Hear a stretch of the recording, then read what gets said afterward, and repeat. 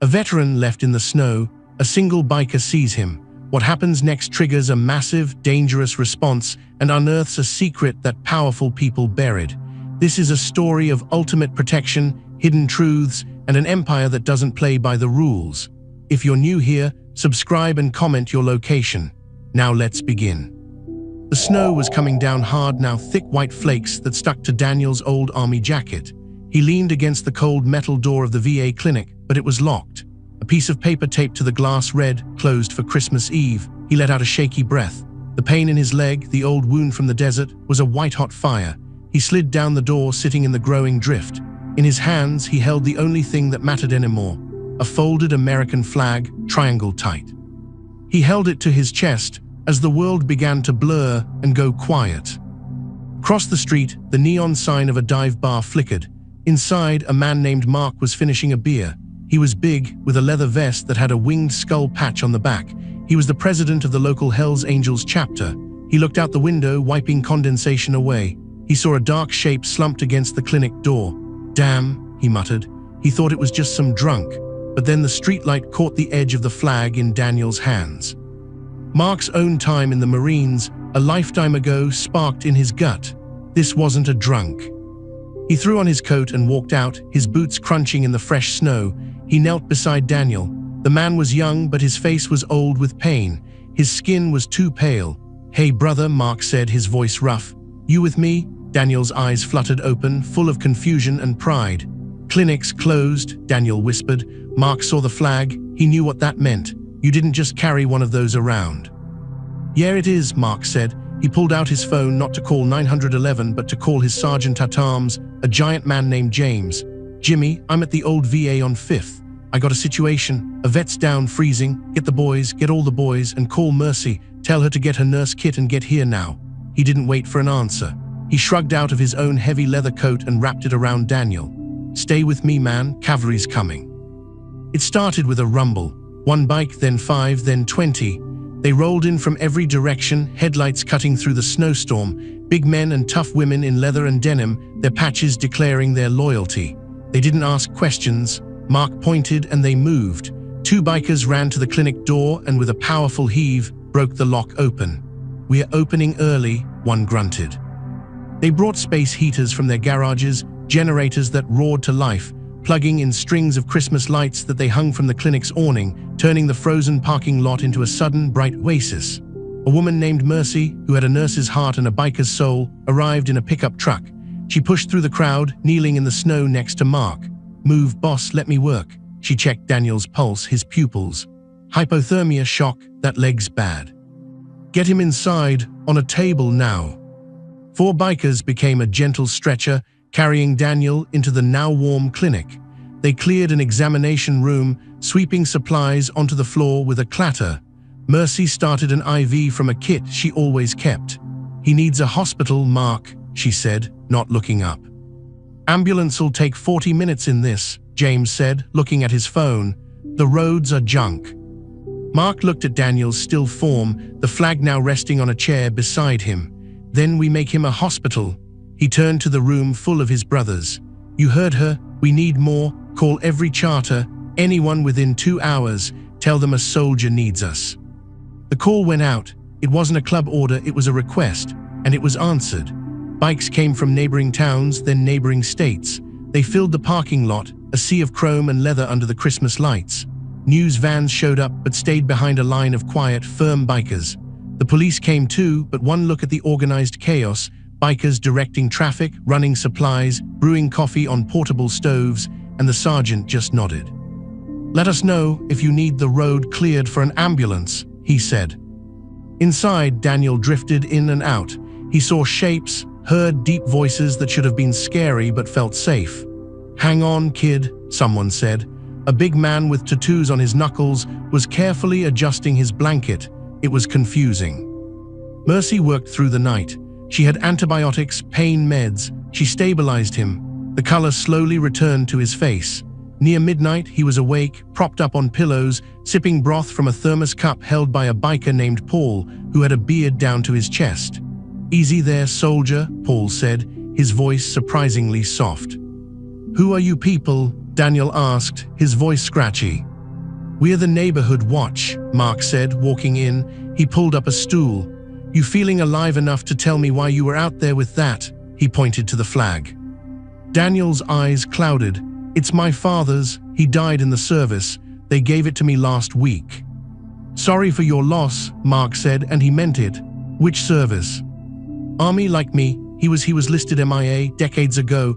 They just found his remains. They gave me the flag at a private ceremony. No notice, no honors, just a man in a suit who handed it to me and told me not to talk about it." Daniel's hand tightened on the blanket. "It didn't feel right. My dad was a hero. He deserved more. I was coming here to see if anyone had records, to find someone who knew his unit." Mark and Mercy exchanged a look. A secret burial, a hush order that stank of something bigger. "What was your dad's name, Daniel?" Mercy asked. David Carter." Mark's blood went cold. He knew that name, not from the military, from his own darker business. David Carter was a name that had come up in whispers, a ghost from a deal gone wrong years ago involving crooked government contractors. A man who had seen something he shouldn't have. Just then James came in, his face grim. He pulled Mark aside, but Daniel could hear him. "Boss, we got company, black SUVs, 3 of them, government plates, men in cheap suits getting out. They're asking for him." He nodded at Daniel. The cozy, protective feeling in the clinic vanished, replaced by a sharp tension. Mark's friendly face hardened into something dangerous. This was his world now. "They don't get in," he said, his voice low and final. "Not tonight, not ever unless he says so." He walked to the window. Outside, the scene was surreal. 375 Hell's Angels stood, talked, drank coffee in the snowy lot. And at the gate, blocked by a wall of leather, stood 3 nervous-looking men in overcoats. Mark turned to Daniel. "Those men out there, the suit and tie guys, you want to talk to them?" Daniel looked at the flag. He looked at the crowd of bikers who had saved him. He saw Mercy's protective stance, James's clenched fists. He saw Mark's eyes, which promised both sanctuary and violence. "No," Daniel said, strength coming back into his voice. "I don't." A slow, fierce smile spread across Mark's face. "Good answer." He looked at James. "Tell our guests the patient is resting, and tell them the visiting hours are over." James nodded and walked out, cracking his knuckles. The door shut behind him. Daniel stared at Mark. "Why are you doing this? You don't know me." Mark picked up the folded flag. He held it with a respect that surprised Daniel. "This isn't about knowing you, it's about what this means. He jerked his head toward the window, think they can bury the truth with good men. They think no one will notice. They forgot about us." He put the flag back gently. "We notice." Outside, one of the suits tried to push forward. "We have federal authority. We need to debrief Mr. Carter." A biker, a huge man named Tiny, who was actually 7 feet tall, simply shifted his weight. He didn't speak. He just stared. The suit stepped back. The night wore on. The bikers maintained their vigil. Daniel slept. Mercy watched his monitors. Mark sat in a chair by the door, a sentinel. He was thinking about the name David Carter and about the weapons shipment his club had intercepted years back. Shipments that were supposed to go to allies but were being rerouted to enemy militias. A whistleblower had died to stop it. He was starting to think that whistleblower was David Carter. Daniel woke with a start in the early morning hours, Christmas Day. The pain was less. He saw Mark asleep in the chair, his head tilted back. He saw Mercy dozing on another chair. He saw the flag, and he made a decision. He slowly, carefully unfolded the flag. Between the folds, where the stars would be, was not just fabric. There was a small, sealed plastic sleeve taped there. Inside, it was a microSD card. His father's last letter had been cryptic. "The truth is in the stars, son." He thought it was poetry. Now he understood. His movement woke Mark, whose eyes snapped open instantly. "What is it?" Daniel held up the tiny card. "I think this is what they want, what my father died for." Mark took it. He pulled a laptop from a bag. He slid the card in. Files opened, documents, shipment manifests, videos from a helmet cam showing deliberate mislabeling of crates, names, government-approved contractors, high-ranking names. It was a blueprint of treason. "Holy hell," Mark whispered. He looked at Daniel. "Your dad, he was a saint." "He was a soldier," Daniel corrected, tears in his eyes. "And they killed him for it." Mercy was awake now, looking at the screen. "This is a death sentence, if they know you have this." Mark leaned back, a king in his makeshift throne. He looked out the window at his empire, 375 soldiers of a different kind. They had businesses, they had rules, they lived outside the law. But this was a line. This was their country too. "They won't touch him," Mark said finally. "He's under our protection now, our full protection." He looked at Daniel. "That means you get a new name, a new life, far from here, or you can stay. And we use this," he pointed at the screen, "to burn their house down. It's your call, it's your truth."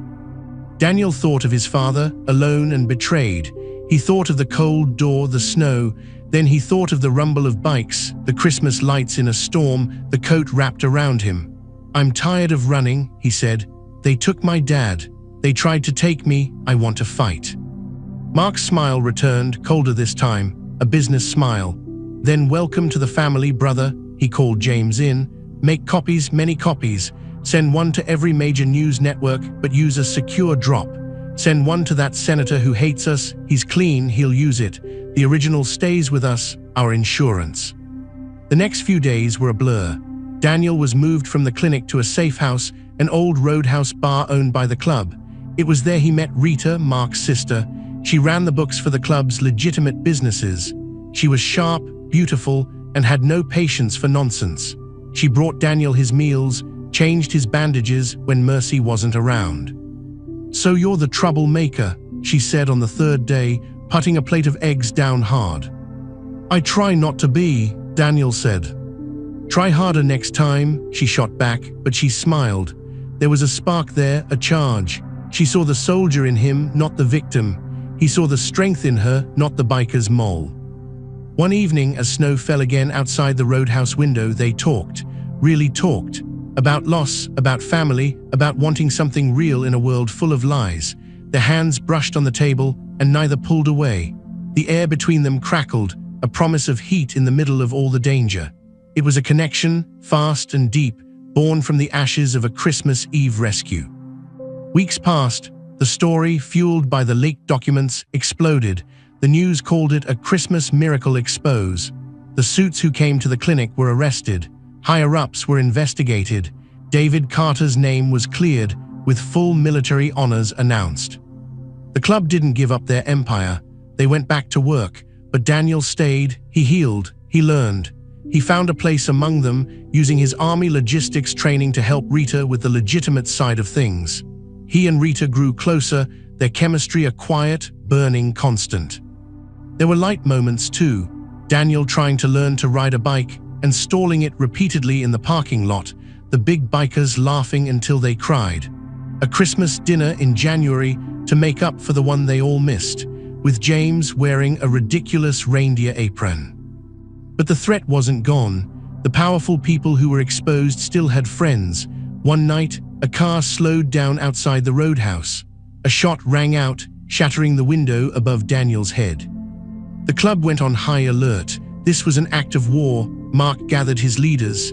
"They hit our home, they hit our brother, this ends now." It was no longer about protecting one man, it was about defending their whole world.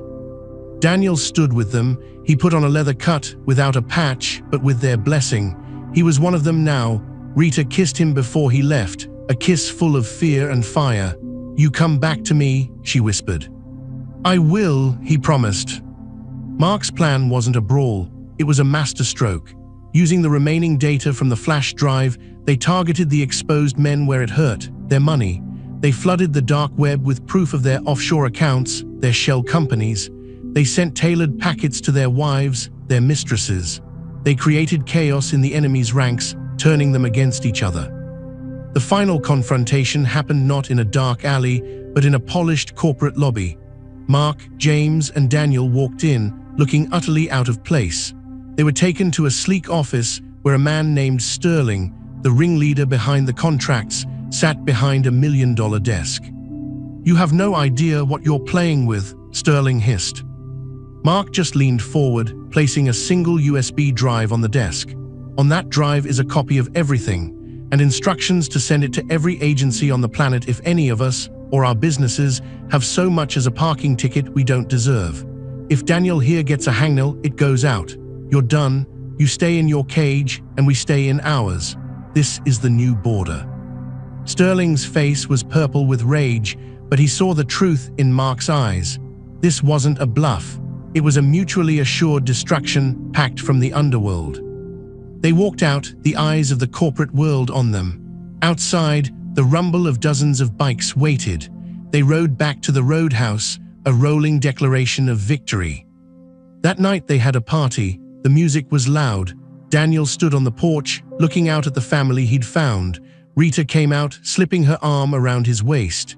"You okay, soldier?" He looked at her, then back at the crowd. He saw Mark laughing with Mercy. He saw James arm wrestling Tiny. He saw the folded flag, now framed behind the bar. "Yeah," he said, pulling her close, "I'm home." The story spread, becoming legend. The veteran left in the snow. The 375 angels who answered. The secret in the stars. They didn't become heroes in the eyes of the law, but in their world and in Daniel's heart, they were something better. They were family, and they had, against all odds, saved Christmas and a whole lot more. The peace after the showdown with Sterling felt earned, but in their world it was always thin. Daniel settled into the rhythm of the roadhouse and the club. His leg healed, leaving only a faint ache in the cold, a reminder of the snow and the salvation. Rita was the best kind of medicine, her no-nonsense care hiding a deep, fierce love that had grown between them. They were a pair, the soldier and the bookkeeper, finding something real in the chaos. One afternoon, Daniel was in the back office helping Rita sort invoices. The sun streamed through the window, catching the dust in the air. He reached for a folder at the same time she did, their fingers tangling. He didn't let go. He turned her hand over, tracing a line on her palm. She looked up, her tough girl mask softening. "You're a distraction, Carter," she said, but she didn't pull away. "Good," he said and leaned in. The kiss was slow and deep, a world of promise in it. It was the kind of moment that made you forget about guns and threats and government conspiracies. It was just them. The door banged open. James stood there, not even bothering to look embarrassed. "Boss wants you both, out front, now." The moment shattered. They followed him, the charged air between them shifting back into one of alertness. In the main bar, Mark was standing over a laptop, his face like thunder. Mercy was beside him, pointing at the screen. A local news site was showing a grainy security camera still. It showed a man, face shadowed by a hoodie, placing a package under a car Daniel sometimes used. The headline read, "Attempted bombing linked to biker bar." "That's not one of Sterling's guys," Mark growled. "Too sloppy. This is a message or a gift."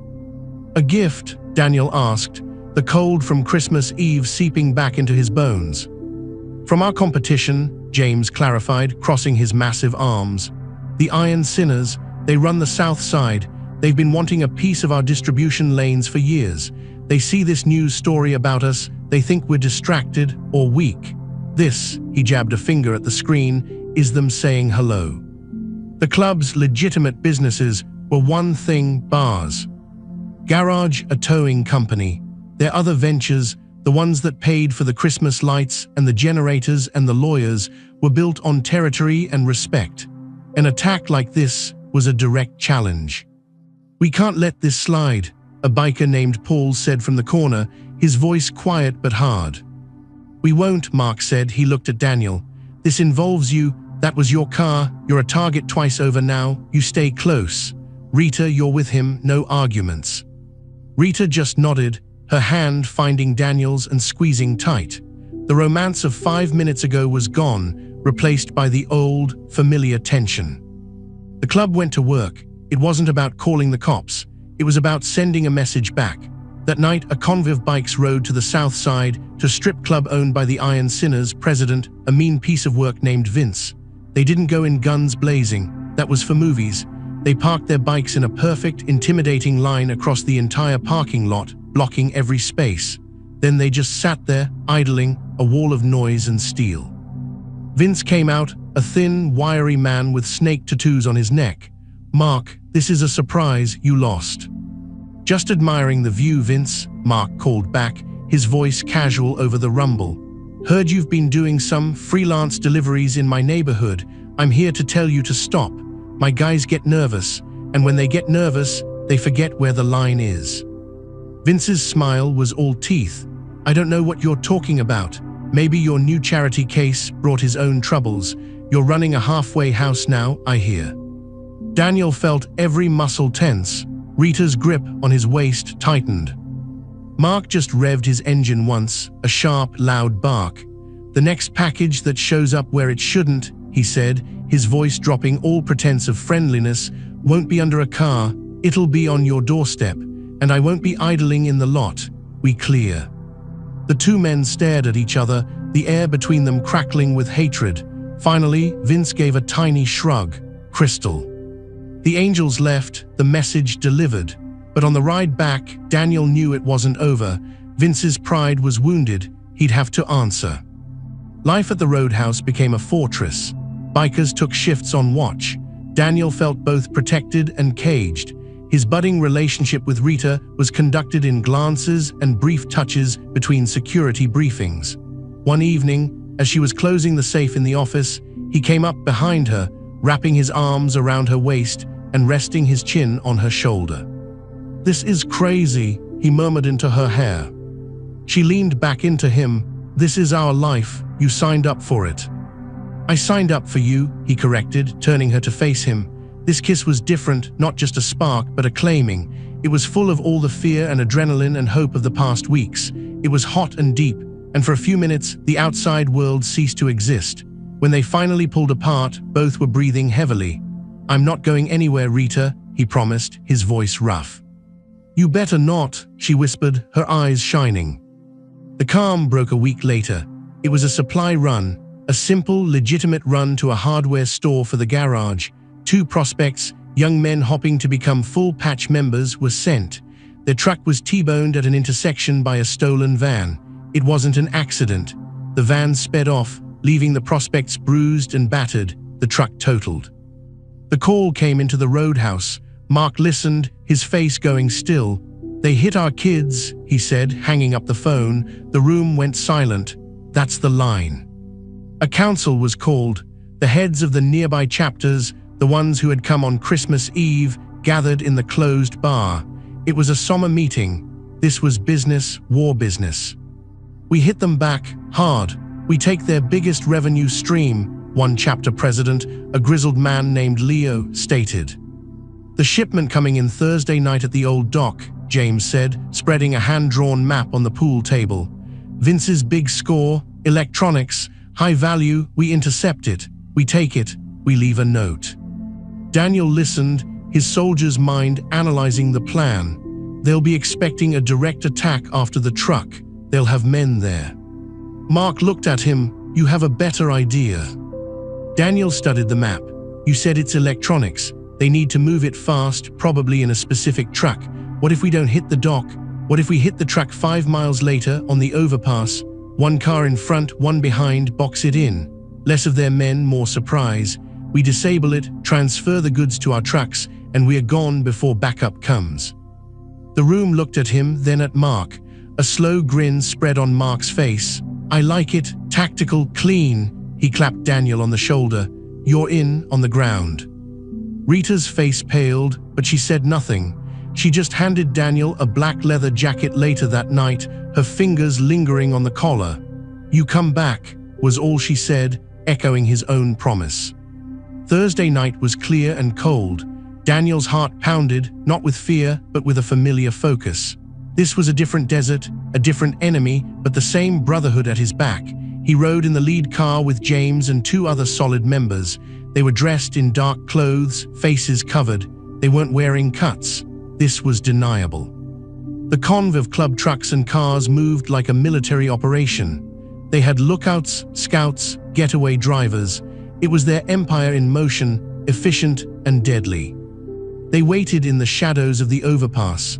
Right on time, The target truck appeared, followed by a single chase car. Mark's voice crackled over the secure radio. Now. Daniel's car shot out, cutting off the truck.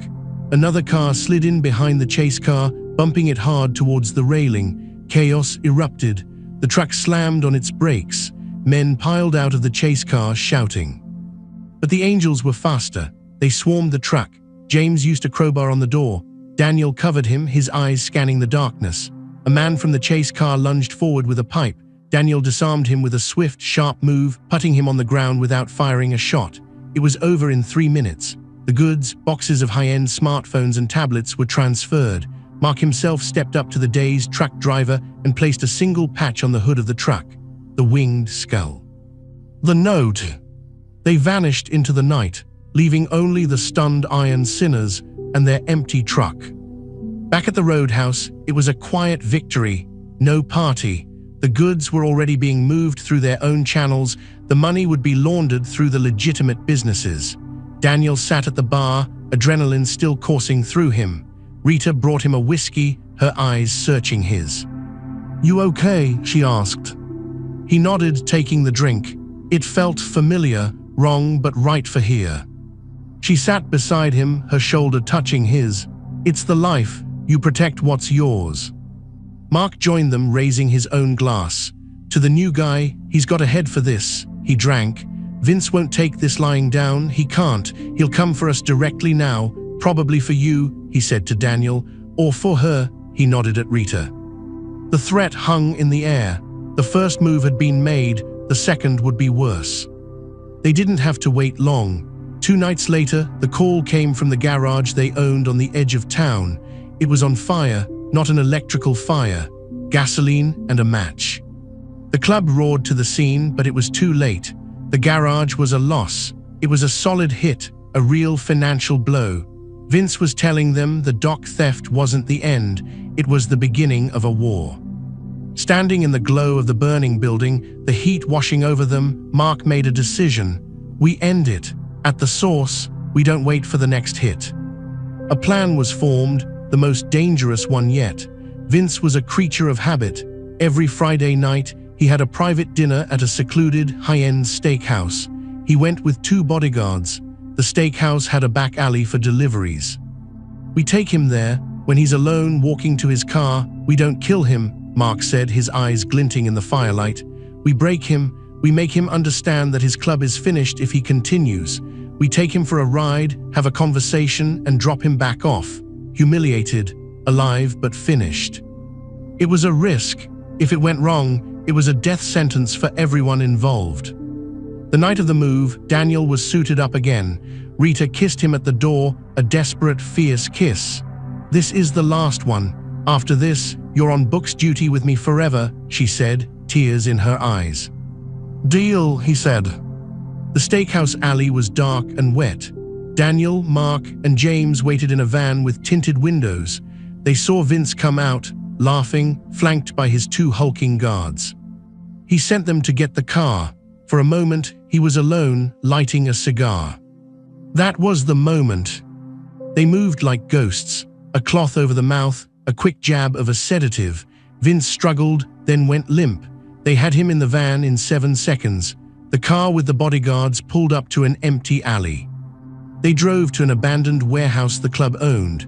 When Vince woke up, he was tied to a chair, a single light bulb hanging above him. Mark sat opposite him.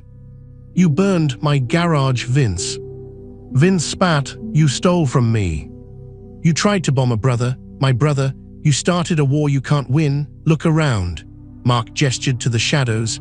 Dozens of angels stood there, silent.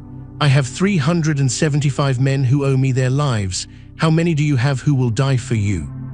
Vince's bravado faltered, seeing the army in the darkness. "Hear what's going to happen," Mark continued, his voice calm. "You're going to disband the Iron Sinners. You're going to sell your businesses to me for a fair price.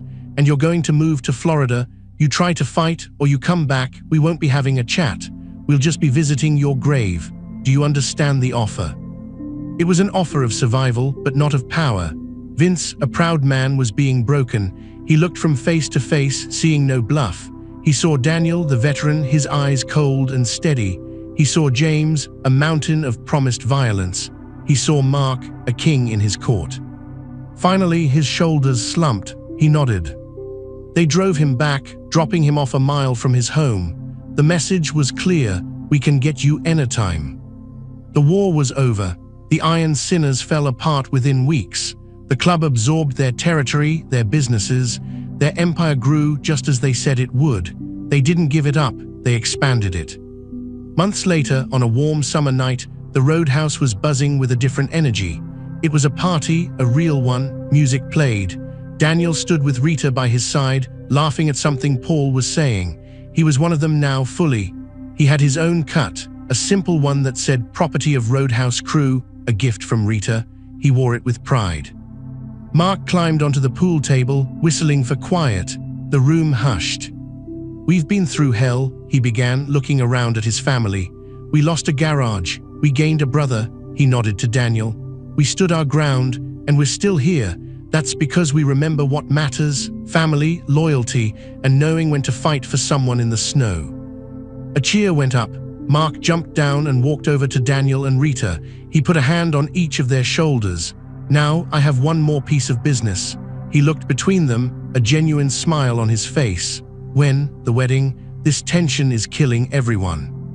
Rita blushed, and Daniel laughed, pulling her closer. "Soon," he said. "We're thinking Christmas Eve."